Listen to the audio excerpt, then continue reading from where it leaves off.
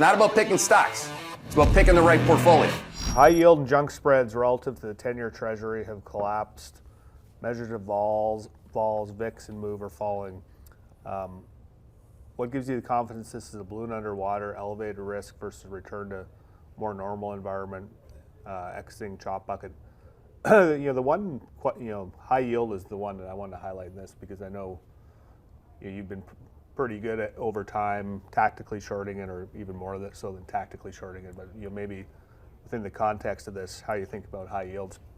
For the answer on why we're not bullish, please review the last 18 minutes of my rant. I mean, we don't change, like, you don't just say A and then I'll go, oh shit, I worked all day Sunday, I'm going to change what I think about B. No. The answer is the answer. But if your answer is purely about the one thing that it hasn't collapsed lately, which is high yield, I mean, every single time I short HYG or JNK at the top end of the range for going on, well, it'd be, what is it, 21 months, I've gotten paid. I'm pretty happy with that. Now, it hasn't collapsed lately. A couple reasons why. One, GDP is still positive. Two, we haven't entered a reported recession. These are when high yield spreads really blow out. Now, just to start with what's been happening, I mean, would you be happy if you got into a short position here and the thing was this price? Would you be happy or sad here?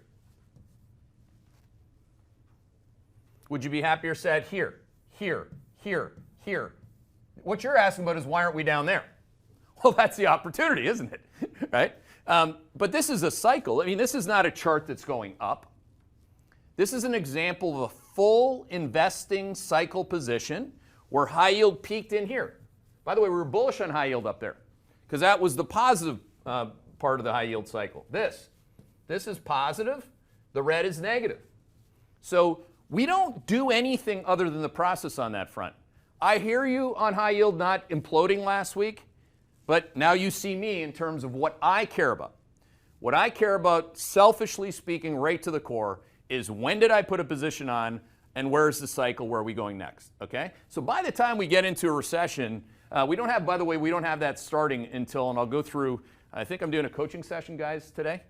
I'll go through explicitly, line by line, why GDP could easily surprise to the upside this quarter. By the way, there are only 2 weeks left in the quarter, and the market's front-running the next 2 quarters after that, and be in a recession quickly thereafter.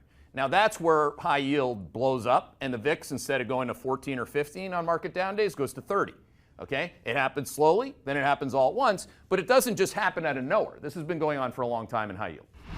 Hey there, Hedgeye Nation, or if you're not part of Hedgeye Nation, thanks for watching Hedgeye on YouTube. If you haven't already, make sure to click on the button below there. Subscribe to our YouTube page. You can also follow the link in the description to our website to get even more great investing content.